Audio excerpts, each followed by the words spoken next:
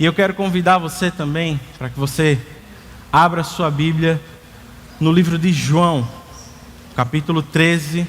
Nós leremos dos versos 12 a 15. João 13, de 12 a 15. Eu não sei se você faz ou já fez em algum momento essa avaliação, mas me parece que algumas igrejas se transformaram em prestadoras de serviço. Elas são hotéis para os cansados, hospitais para os doentes, são escola onde podemos aprender princípios éticos e valores, são um fast food da fé, que nos oferece alguma comida, mesmo que não tão saudável. E eu sei que, em alguma medida, a igreja verdadeira e fiel pode oferecer algumas coisas do tipo. Mas parece que algumas igrejas foram reduzidas a prestadoras de serviço para cristãos consumidores, na maioria das vezes exigentes, que apenas usam os benefícios da igreja, mas não se comprometem com seus deveres para com o povo de Deus. Deus tem nos dado, meus irmãos, o privilégio de, ano após ano, crescer com a nossa membresia. E nós temos lutado para que ela seja cada vez mais saudável. Durante as entrevistas que nós fazemos para receber os novos membros, muitas pessoas relatam para nós que eram plenamente engajadas em suas igrejas anteriormente, serviam nelas, mas também foi nesse contexto em que elas foram feridas e se cansaram. Algumas relatam que chegaram inclusive a uma espécie de estafa, aquele esgotamento emocional. Talvez seja o seu caso, você que nos ouve nessa manhã. Muito provavelmente você já esteve ou está no momento que precisa simplesmente parar para ouvir a palavra e ser abastecido. E por mais que você tenha boas impressões ou uma boa sensação de que está crescendo espiritualmente, eu preciso nessa manhã te dizer que membresia não se resume a apenas isso. Eu quero encorajar você a sair da sua cadeira, a dobrar as suas mangas, para não somente ser um ouvinte, mas para nos ajudar no serviço na comunidade local. Mas eu não posso fazer isso somente pelas minhas ideias. Aliás, eu não conseguiria fazer isso mesmo. Eu acho que o melhor caminho é ouvir o que a palavra tem a nos ensinar sobre o serviço. Por isso eu quero te convidar ao texto de João, capítulo 13, dos versos 12 a 15. A palavra do Senhor nos diz o seguinte: quando terminou de lavar-lhes os pés, Jesus tornou a vestir sua capa e voltou ao seu lugar. Então lhes perguntou: vocês entendem o que lhes fiz? Vocês me chamam mestre e senhor, e com razão, pois eu o sou. Pois bem, se eu, sendo senhor e mestre de vocês, lavei-lhes os pés, vocês também devem lavar os pés uns dos outros. Eu lhes dei o exemplo para que vocês façam como lhe fiz. Vamos orar? Senhor, nós queremos rogar pelo teu auxílio nesse momento. Nós te louvamos, Senhor, por quem tu és. Reconhecemos tua grandeza, tua majestade. E sabemos, Senhor, que tu pode nos falar por meio da tua palavra. Nesse momento, Senhor, me faz um instrumento teu para a edificação do teu povo. E nos transforma, não somente em ouvintes, mas em praticantes da tua palavra.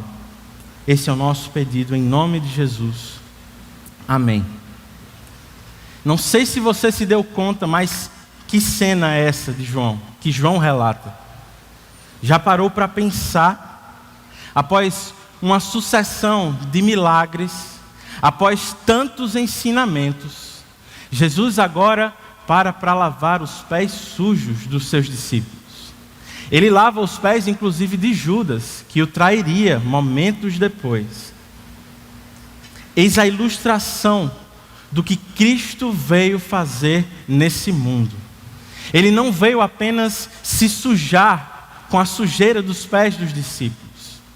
Na verdade, ele veio receber toda a sujeira do nosso pecado, a fim de nos salvar. Ele fez isso, mesmo sendo Deus. Ele se entregou como servo, mas ele não fez isso para que observássemos apenas. Ele não fez isso para que apenas nos maravilhássemos, olhássemos, poxa, que coisa linda. Não.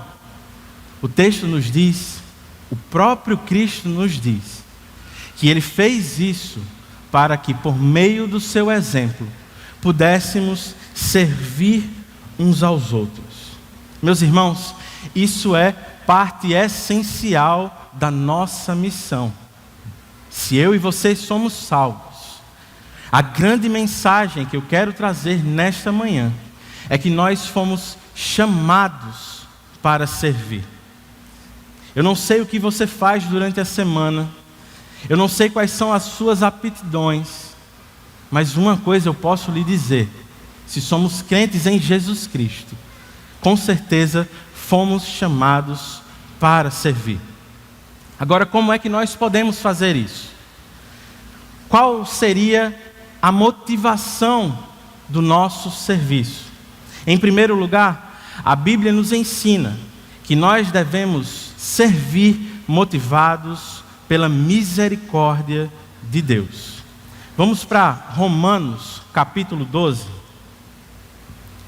As duas primeiras divisões serão em Romanos 12. Você pode manter a sua Bíblia aberta.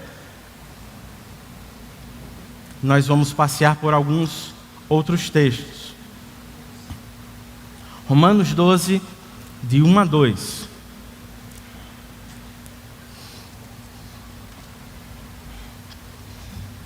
Se você notar, o verso 1 começa com a expressão portanto.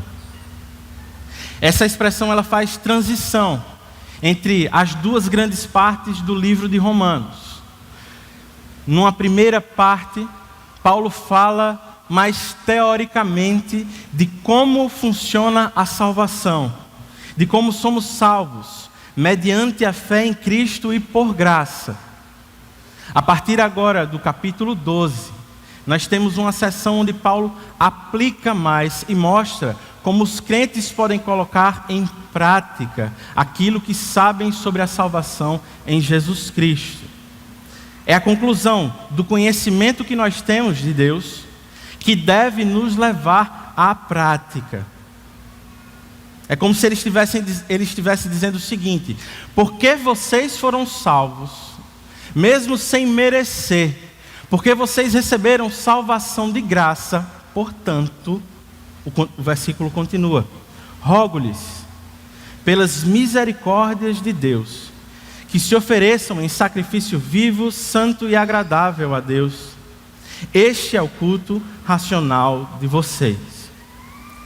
Motivados pela misericórdia e gratos pelo sacrifício, nós devemos nos oferecer inteiramente a Deus. Não somente parte da nossa vida é do Senhor, toda ela. Se antes o povo de Deus precisava sacrificar um cordeiro, derramar o seu sangue para diminuir a ira de Deus, agora, por causa de Cristo, porque o Cordeiro de Deus que tira o pecado do mundo morreu por nós e derramou o seu sangue nos lavando, agora nós podemos nos oferecer como sacrifícios vivos.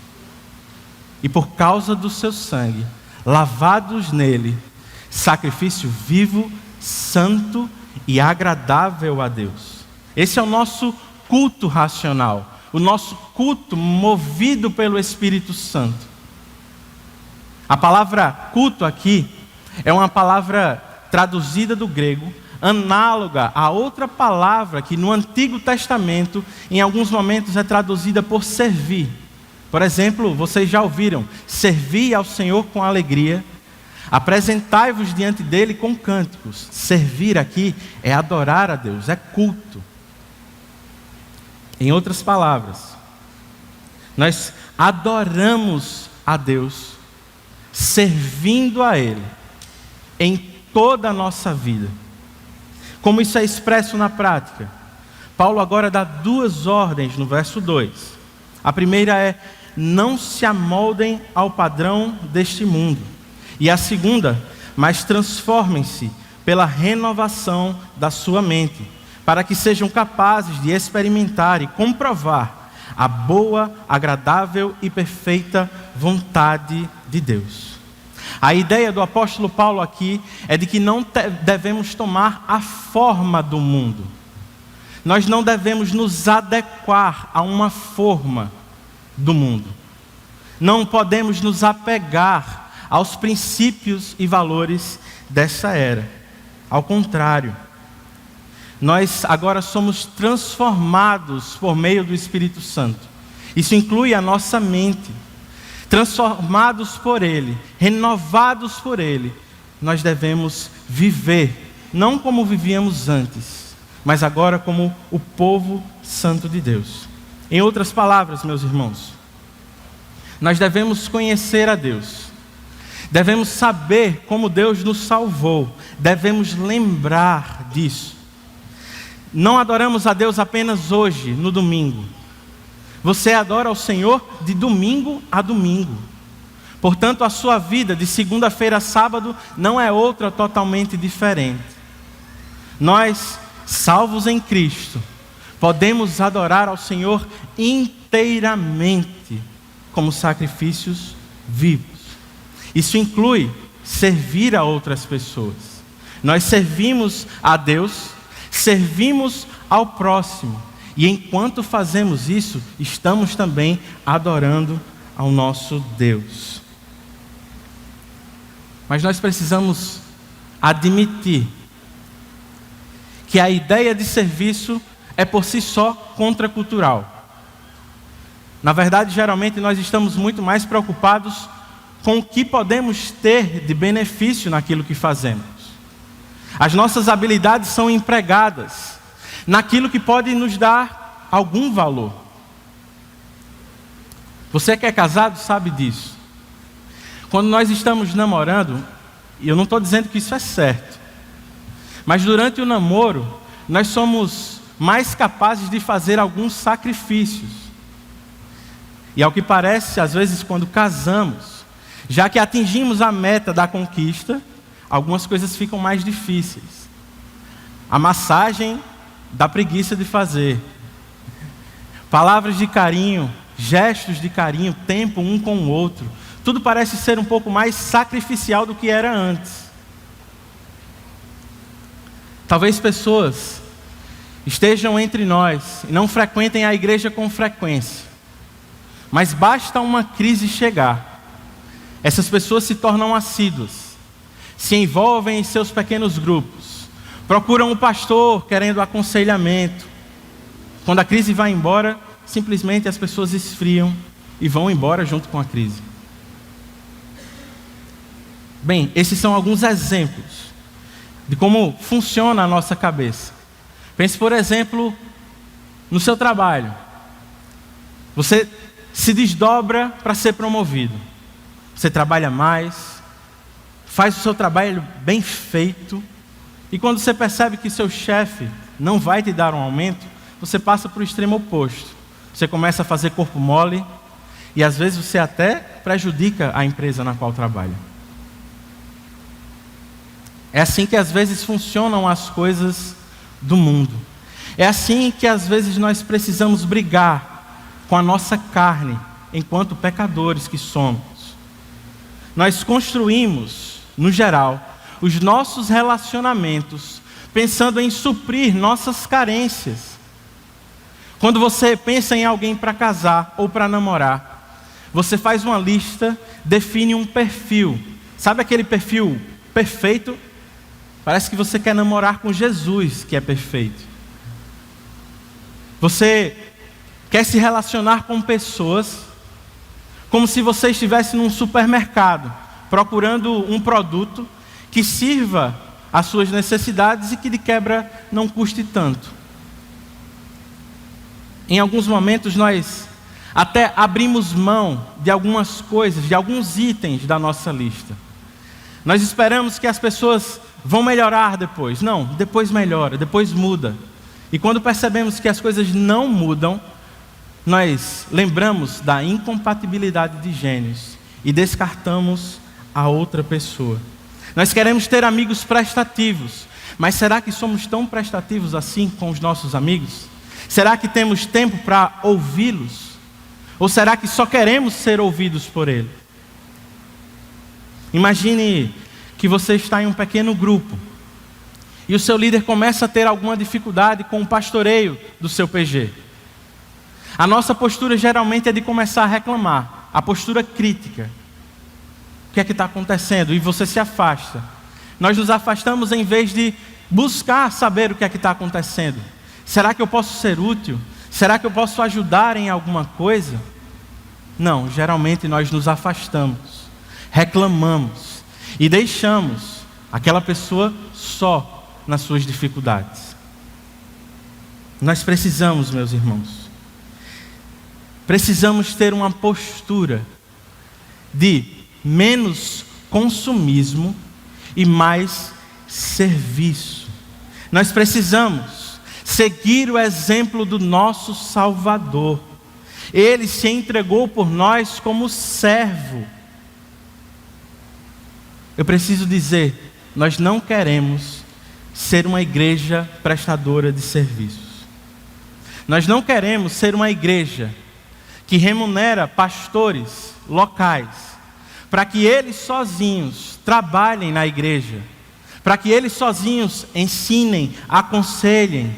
Não, meus irmãos, nós não queremos um ambiente de eventos onde nós pagamos profissionais para palestrar sobre determinados assuntos específicos. Nós não queremos terceirizar o pastoreio da nossa família, da nossa casa. Nós não queremos terceirizar o pastoreio das nossas crianças, dos nossos adolescentes. Nós queremos, meus irmãos, ser uma igreja de discípulos que fazem discípulos. Nós queremos ser uma igreja de servos que servem uns aos outros, que participam do crescimento em santidade do corpo de Cristo. Cada um de nós, meus irmãos, tem responsabilidades, não somente direitos na igreja local. Nós não somos os patrões de alguns profissionais. Nessa igreja, não importa a qualidade da nossa contribuição, todos nós somos igualmente servos. Nós não devemos apenas usufruir dos benefícios da igreja local, mas nós, como membros, isso se você deseja se tornar membro dessa igreja, e se você já é, nós devemos nos comprometer com os deveres do corpo de Cristo por meio da igreja local. Seja no casamento, com os amigos, na membresia da igreja, a nossa conduta precisa ser de serviço motivado pelo Evangelho. Nós servimos, meus irmãos, a Deus em última análise. Paulo, escrevendo aos Colossenses, no capítulo 3, dos versos 18 até o primeiro versículo do capítulo 4, vai dizer o seguinte: mulheres, sujeitem-se cada uma a seu marido, como convém a quem está no Senhor. Maridos, ame cada uma a sua mulher, e não a tratem com amargura. Filhos, obedeçam aos seus pais em tudo, pois isso agrada ao Senhor. Pais, não irritem seus filhos para que eles não desanimem. Escravos, Obedeçam em tudo aos seus senhores terrenos, não somente para agradá-los quando estão observando, mas com sinceridade de coração, pelo fato de vocês temerem o Senhor. Tudo o que fizerdes, façam de todo o coração como para o Senhor e não para os homens, sabendo que receberão do Senhor a recompensa da herança. É a Cristo, o Senhor, que vocês estão servindo. Quem cometer injustiça receberá de volta a injustiça, e não haverá exceção para ninguém. Senhores, deem aos seus escravos o que é justo e direito, sabendo que vocês também têm um Senhor nos céus. Meus irmãos, no fim das contas, tudo o que nós fazemos deve ser para o Senhor. Enquanto estamos servindo uns aos outros, enquanto desempenhamos nossas habilidades em favor dos nossos irmãos, nós estamos também servindo a Deus. Se nós queremos experimentar a boa, agradável e perfeita vontade de Deus em nossas vidas, façamos tudo de todo o coração, como se estivéssemos fazendo ao Senhor, porque é a Ele que nossa vida deve ser devotada. Amém? Eu espero que você esteja sendo encorajado por essa palavra, como eu fui durante a semana. Essa deve ser a nossa motivação. Nós devemos ser motivados, em primeiro lugar, a servir,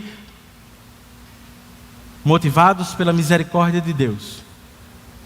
Agora, em segundo lugar, ainda nesse mesmo texto de Romanos, Paulo nos ensina que devemos servir quando exercemos nossos dons espirituais.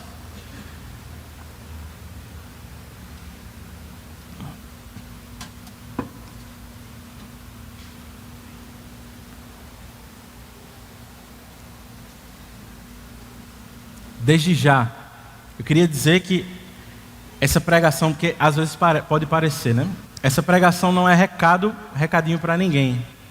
Talvez se você sentir atingido pela palavra de Deus, talvez seja o dom de profecia sendo colocado em prática. Deus falando por meio da sua palavra. Mas ainda no texto de Romanos 12, dos versos 3 a 8, nós aprendemos que servir também é colocar nossos dons espirituais a serviço do reino de Deus.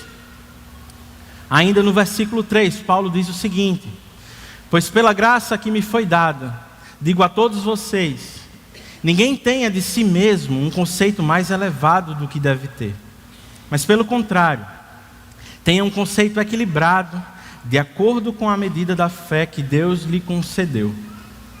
Bem, a ideia de Paulo é que quem foi alcançado pela graça não deve se vangloriar por ter recebido algo de graça. Ao mesmo tempo, não deve se subestimar, se sentir diminuído, achando que não recebeu nada do Senhor. Nós devemos, na verdade, ter equilíbrio para entender a medida da fé, os dons e habilidades que Deus nos concedeu ou que Ele não nos concedeu. Como é que se dá esse equilíbrio na prática? Verso 4.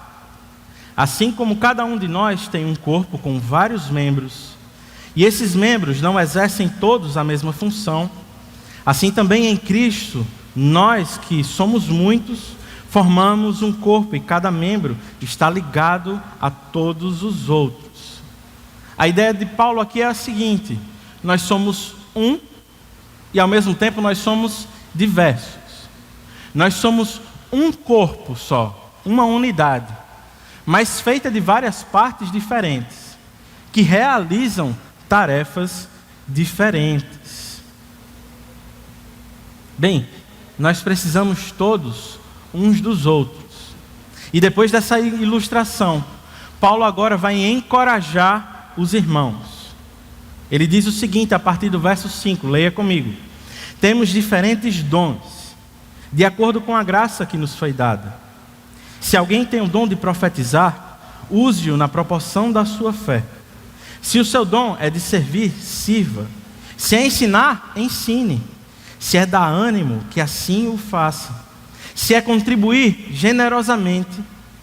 Se é exercer liderança, exerça com zelo. Se é mostrar misericórdia, que o faça com alegria. Eu não vou entrar em detalhes sobre o que cada um desses dons pode significar, porque em breve, daqui a mais ou menos um mês, nós teremos iniciaremos uma série em Romanos, e poderemos explorar mais esse texto quando ele aparecer para nós.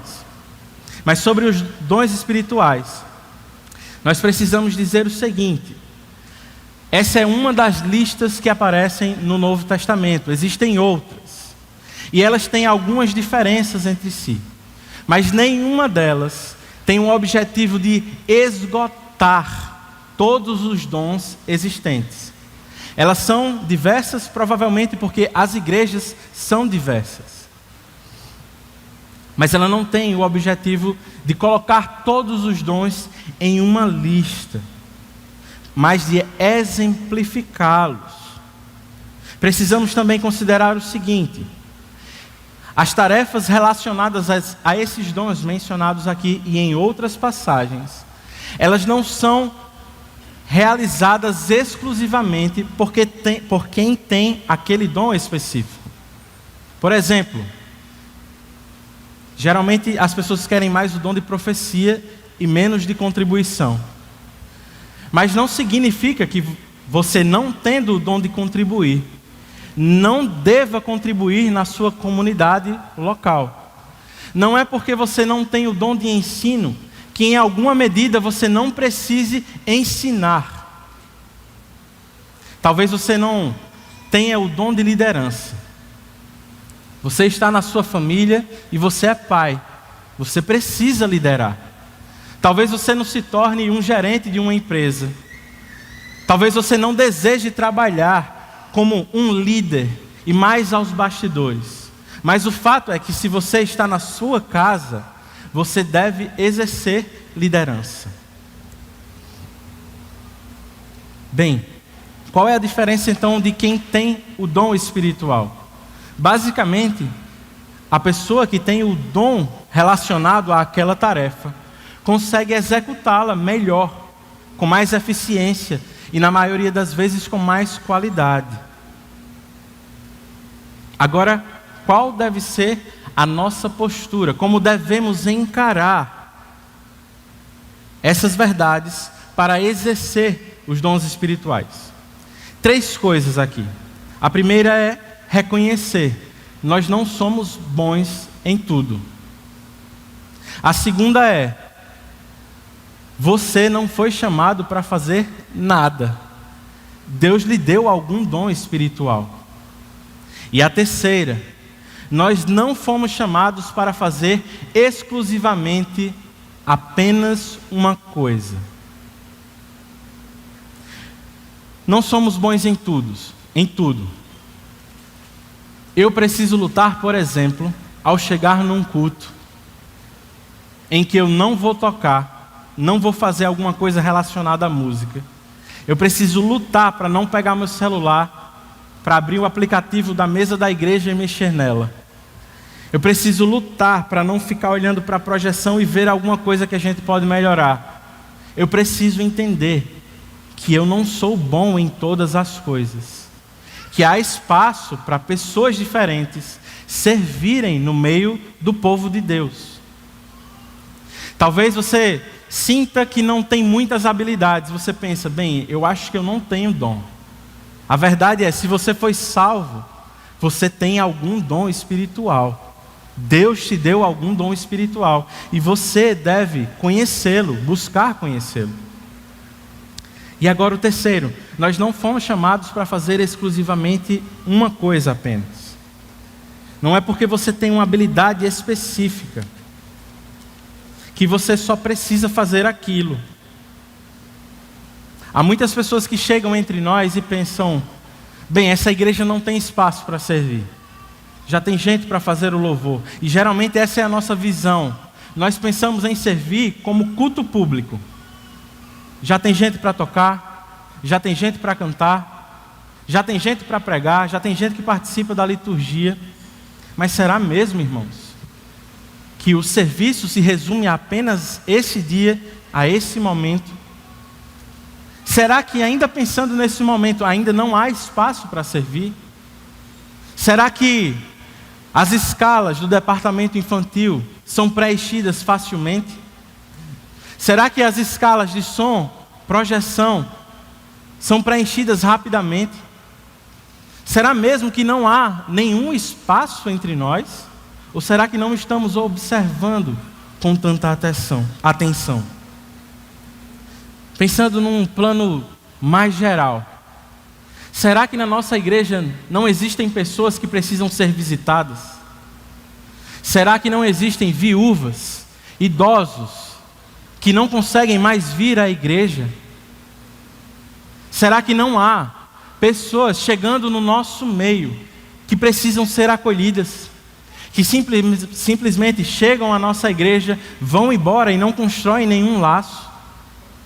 Será que não há nenhum novo convertido no nosso meio que precise sair do A para o B no conhecimento das Escrituras? Será que não há ninguém debaixo no nosso nariz, no nosso pequeno grupo, que precise de alguma coisa, que tenha enfrentado alguma dificuldade que você já enfrentou e que possa ser ajudada por você? Será que não há nada que possamos fazer? Será que não há pessoas que precisam ser encorajadas? Eu acho que há dons específicos com os quais fomos presenteados pelo próprio Deus. Nós devemos buscar conhecê-los. Devemos orar para que Deus nos ajude a saber que dons são esses. Devemos aplicá-los, colocá-los na prática. Mas eu acho que nossa postura, de forma geral, deveria ser menos de fazer uma lista, um catálogo de dons que nós podemos ter. E devia ser muito mais de proatividade. Onde é que eu posso ajudar? Será que tem cadeira para empilhar? Será que tem alguma coisa com a qual eu posso me envolver, mesmo que não necessariamente seja a minha melhor aptidão? Às vezes a gente espera por uma oportunidade tão específica que de fato na igreja local a gente se sente inútil. Eu, por exemplo, eu tenho a habilidade, ou desenvolvi a habilidade do canto lírico. Eu aprendi a cantar ópera, aprendi a cantar música barroca. Mas você já pensou se eu esperasse para exercer o meu dom, a minha habilidade, apenas quando uma oportunidade específica surgir para isso? Eu me sentiria inútil mesmo. Talvez uma vez no ano eu poderia ser útil a alguém. Será que eu não poderia me mover, me adaptar para fazer outras coisas, para ajudar de outras formas? Bem, eu não quero dizer aqui que as habilidades que nós temos para exercer nossos trabalhos, por exemplo, elas são menos importantes ou de menor valor.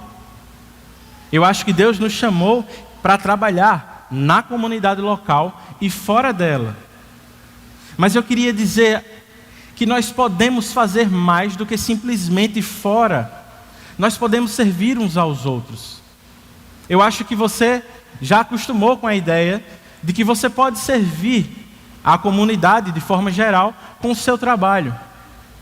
Mas será que você não pode fazer outras coisas para ajudar as pessoas daqui? Talvez um médico, um engenheiro, possa ajudar pontualmente na igreja local. Isso não é de menor valor. Mas será que não há outras coisas que precisamos fazer, além de exercer nossas tarefas, as nossas formações e desempenhar nossos trabalhos profissionais? Bem, eu sou, como disse, eu sou formado em canto. Mas eu nunca quis ser cantor na minha vida. Minha mãe me levava para cantar desde pequeno na igreja. Eu acho que minha família disse que com 2 anos de idade, mas eu não acreditei na idade. Eu acho que eles exageraram um pouquinho. Mas o fato é que desde o comecinho minha mãe me levava para cantar com ela na igreja. Depois, ela começou a aprender a tocar violão em casa, e eu olhava o que ela estava fazendo, e quando ela soltava o violão, eu começava a tentar imitar o que ela estava fazendo. Ela percebeu que eu tinha uma habilidade, e na época, a minha família não tinha condições de pagar um professor. Então a igreja, a IPBE, já naquela época, estou ficando velho, já naquela época, investiu na minha vida. E na época, Alessandro, que era o ministro de música da igreja e professor também, me ensinou a tocar violão. Mas eu não comecei tocando violão no domingo, no culto. Eu comecei a aprender umas músicas que a líder do ministério infantil tocava no departamento infantil. Mostrei que eu sabia tocar. E vez por outra ela me chamava para ajudá-la. Vez por outra minha mãe ia cantar e o playback dava errado. Quem estava lá? Eu. De repente eu aprendi a música, tocava com ela. Vez por outra faltava alguém na igreja para tocar. Estava lá disponível. Quando entramos na adolescência, um casal da igreja teve a brilhante ideia de juntar adolescentes para criar uma banda. Todo mundo estava aprendendo a tocar e cada um tocava uma coisa diferente. Mas ninguém queria tocar aquele instrumento ali, o contrabaixo. Ninguém escuta o que é isso. Todo mundo acha que é uma guitarra maior, né? Ninguém queria tocar. Bem, lá estava eu de novo. Então eu vou para o contrabaixo. Não sabia tocar, nunca tinha tido aula. Não tinha internet como tem hoje.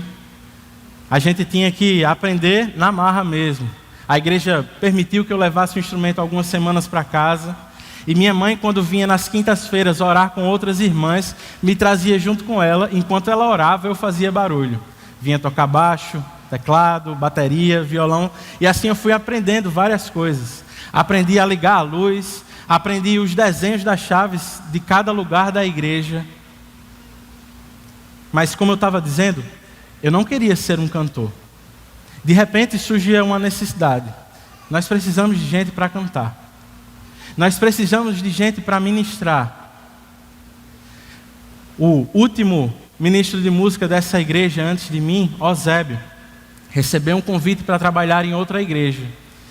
E ele disse: Tiago, eu acho que você poderia assumir o meu lugar. Bem, eu não queria ser cantor no início. E uma coisa que eu tinha clara na minha mente é que eu não queria trabalhar com música na igreja, ministério e pastoreio na igreja. Isso eu tinha certeza. Quando ele disse isso, eu pensei, bem, será que é isso mesmo? Será que eu entro nessa? Mas era uma necessidade.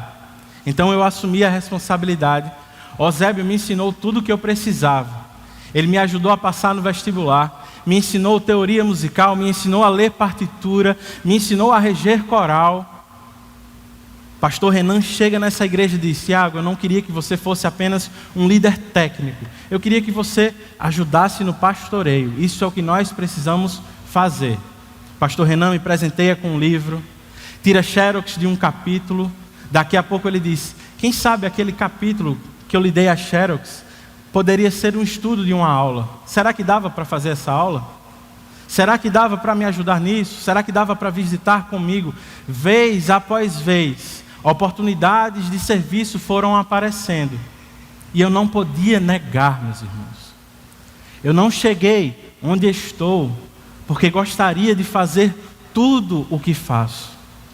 Na verdade, muito mais foi por necessidade da igreja local, por necessidade em se comprometer ou me comprometer com uma igreja saudável. Eu estou dizendo isso, mais uma vez, não é por vanglória. Eu sei que, teoricamente, na minha cabeça, eu não nasci nem para fazer isso que eu estou fazendo hoje de manhã. Vocês não sabem o medo que dá de fazer isso daqui. Não é uma aptidão que eu achava que tinha, que poderia ter. Muito mais do serviço está mais relacionado a sermos proativos e aproveitarmos oportunidades que nunca aproveitaríamos. Se eu pudesse dar um conselho, mesmo só tendo 31 anos e sendo jovem, seria: meus irmãos, sirvamos onde há necessidade na nossa comunidade. Aceite propostas que você não aceitaria. Faça coisas que você talvez não gostaria tanto. É claro que no meio do caminho, talvez você descubra que não é tão afinado assim para cantar, que você pode ser mais útil em outra tarefa. Mas a igreja local é a escola que nos ajuda a desenvolver muitas habilidades que nós vamos colocar em prática lá fora. Eu estava conversando outro dia sobre trabalho com outros pastores. E eu disse o seguinte, não é uma ideia necessariamente minha, mas fui eu quem disse, com minhas palavras. O mundo não é o lugar dos talentosos. O mundo é o lugar dos disciplinados. Se nós olharmos para todos os lugares, todas as áreas de trabalho, pessoas sem talento ficam pelo caminho. Mas aqueles que talvez não tenham tanto talento, mas têm alguma disciplina, conseguem ir mais longe. Na igreja local, eu acho que a lógica pode ser parecida. A igreja local não é o lugar dos talentosos. A igreja local não é o lugar dos extrovertidos. A igreja local é o lugar do povo que é fiel a Deus e que se coloca à disposição para servir a Ele e uns aos outros. Eu queria te encorajar a servir a Deus, enquanto também serve ao seu irmão. Nós podemos servir a Deus em primeiro lugar, motivados pela misericórdia. Em segundo lugar, nós servimos quando exercemos nossos dons espirituais. E em terceiro lugar, a palavra nos ensina que nós servimos cheios da palavra. Agora vá um pouquinho mais à frente na sua Bíblia para o livro de Colossenses. Se você tiver alguma dificuldade para achar alguém do lado, aproveite a temática e sirva o seu irmão. Ajude ele a achar o texto bíblico. Colossenses antes de Tessalonicenses.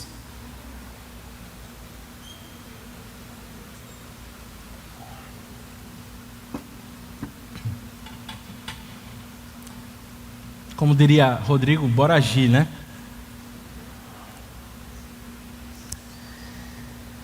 Colossenses 3, 16 e 17. 16 e 17 do capítulo 3. Paulo escreve o seguinte aos crentes de Colossos: habite ricamente em vocês a palavra de Cristo.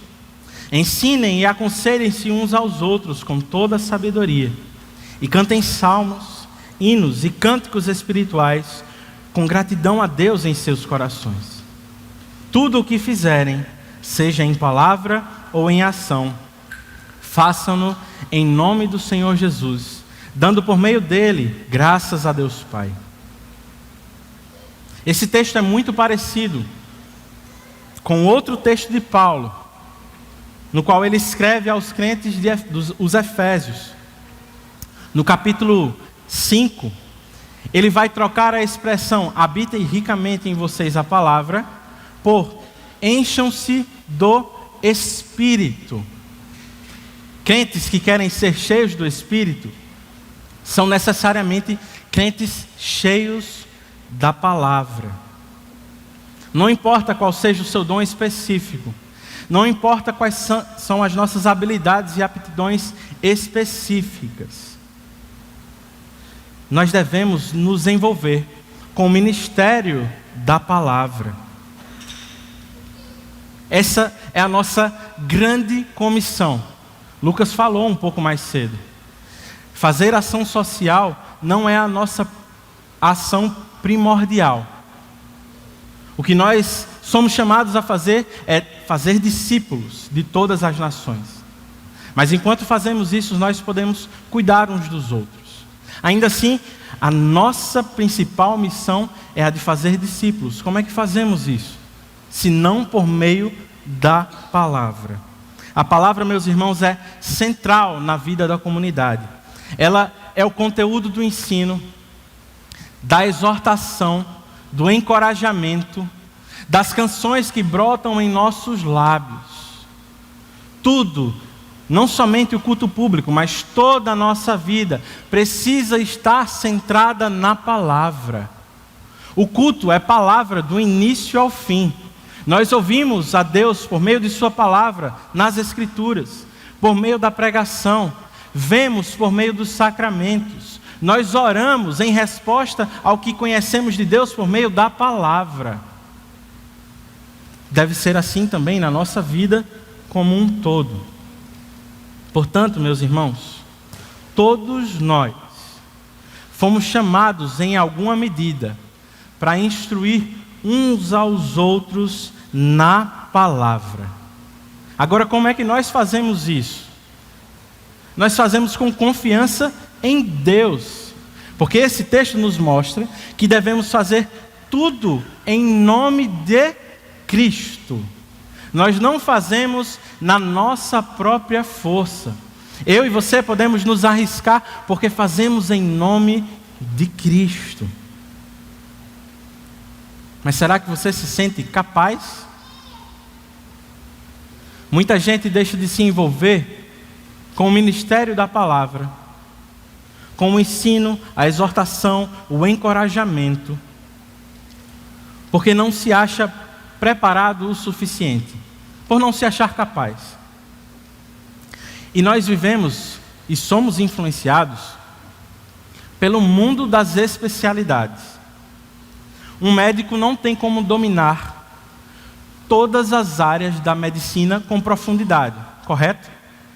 Isso em todas as áreas de trabalho. Então, cada vez mais, as especialidades tendem a ser ramificadas.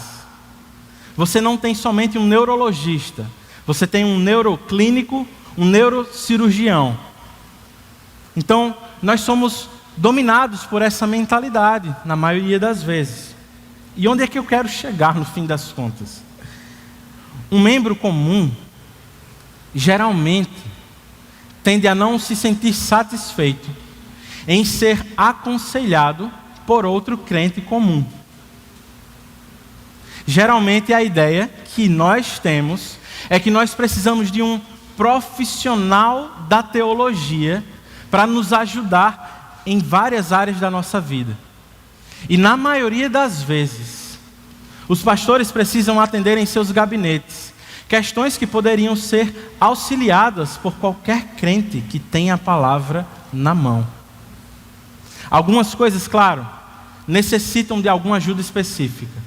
Em algumas situações, de fato, precisamos de uma pessoa mais experiente, precisamos ir até um pastor. Mas em muitas vezes não é esse o caso. Qualquer um de nós que tem algum conhecimento, alguma vivência com a palavra, pode ajudar nas mais diversas necessidades que temos na vida. Essa é uma questão, meus irmãos, de visão de mundo. Essa é uma questão de visão de igreja.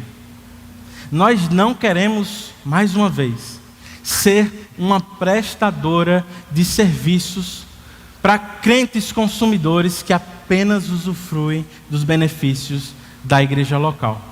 Meus irmãos, nós não queremos ser uma clínica. Se você busca aconselhamento entre nós, você não está buscando um psicólogo na nossa igreja. Você está buscando, no meio do nosso povo, alguém que aconselhe com a Bíblia. As pessoas, nós, precisamos da palavra. Talvez você ainda não se sinta capaz. Talvez você ainda não esteja tão encorajado como deveria. Meus irmãos, nós vivemos na era da informação. E antes disso, o Deus que pode falar por meio do Santo Espírito ao coração de um teólogo é o mesmo Deus que pode falar por meio do Espírito ao coração de um crente leigo. Deus pode falar ao meu e ao seu coração. Deus pode nos ensinar, Ele pode nos fazer crescer em sabedoria. Agora, isso não vai acontecer se a nossa Bíblia ficar fechada. Isso não vai acontecer se não nos comunicarmos com Deus por meio da oração. Nós precisamos abrir a nossa Bíblia, nós precisamos nos dedicar em tempo para ler, tentar entender. E nós precisamos orar, pedindo para que Deus nos ajude a entender coisas que nunca entenderíamos sozinhos. Nós precisamos da palavra. Você e eu fomos chamados a exercer o ministério da palavra. Busque, meu irmão, referências de livros. Se aprofunde em alguns assuntos. Digite no YouTube, experimente isso, digitar no YouTube qualquer assunto Augustus Nicodemos. Experimente fazer isso para você ver se não vai achar provavelmente alguma coisa.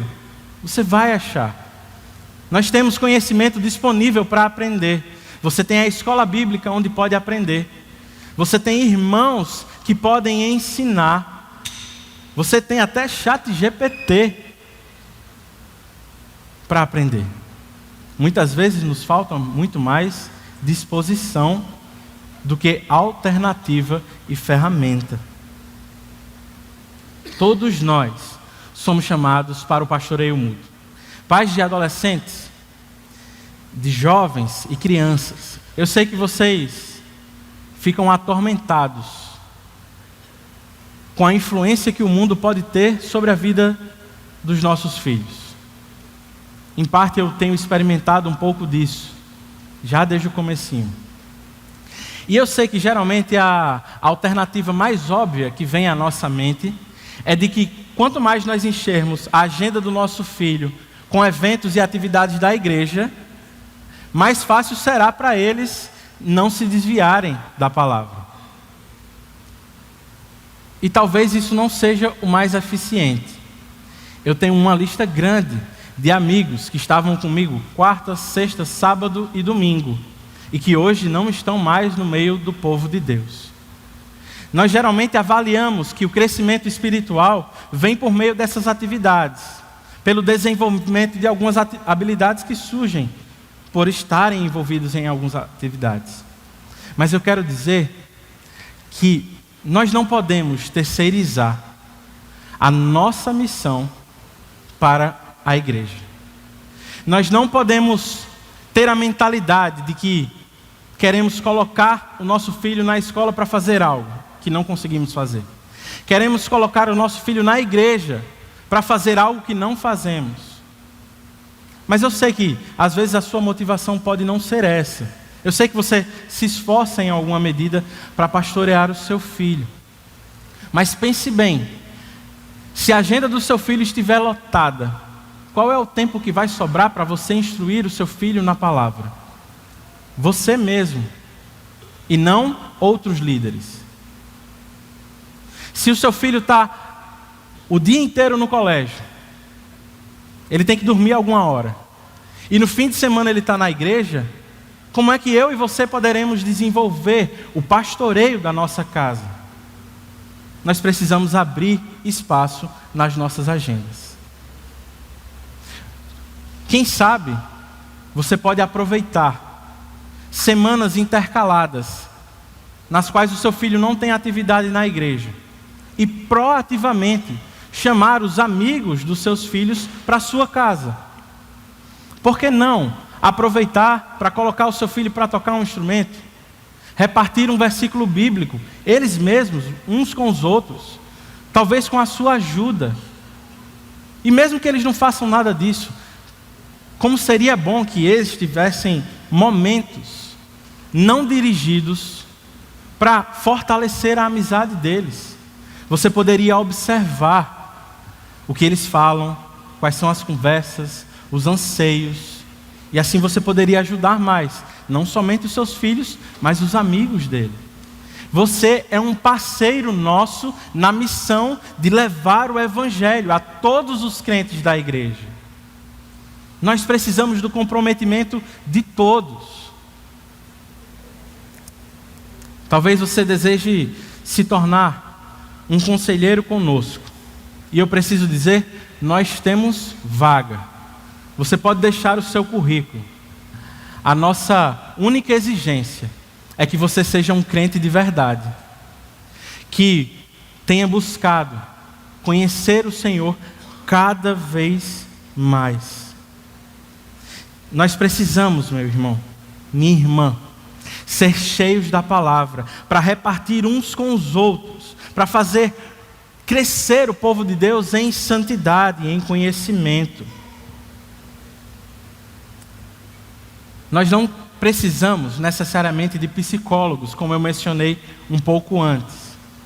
Na verdade, eu não quero dizer que você que é psicólogo não possa aconselhar. O que eu quero dizer é que tudo o que mais precisamos é da palavra. O que os nossos corações necessitam é ser confrontados e encorajados pela a palavra. Será que de Gênesis a Apocalipse, a palavra não foi suficiente para o povo de Deus? Eu acredito que ela foi. Eu acredito que continua sendo suficiente hoje. Eu acho que há algumas necessidades clínicas, há algumas exceções. Mas mesmo nessas necessidades, a palavra pode nos ajudar. Eu lembro que logo quando Sara nasceu, provavelmente a Aline teve uma depressão pós-parto. Eu digo provavelmente porque nunca tivemos um diagnóstico. A gente, olhando para trás, pensa que pode ter sido algo do tipo. E a gente estava no início da pandemia. Tudo tinha acabado de ser fechado. Nós estávamos isolados. Uma amiga nossa, inclusive, acabava de morrer por causa dessa doença. E, às vezes, até os médicos falavam com a gente, quando iam nos visitar, da porta do quarto. Nem entravam, tanto era o receio. A gente não tinha muitas alternativas e no meio daquele turbilhão, a gente nem consegue pensar muita coisa. Eu não sei exatamente qual foi a causa que levou a Aline a se sentir daquela forma e a agir daquela forma. Na verdade, eu até penso que os hormônios foram a principal causa. Mas ainda assim, meus irmãos, mesmo no meio de tudo isso, eu podia identificar que algumas coisas eram pecado e que precisavam ser tratadas como pecado. Com falta ou sobra de substâncias, de hormônios no corpo dela, algumas coisas precisavam ser nomeadas como pecado.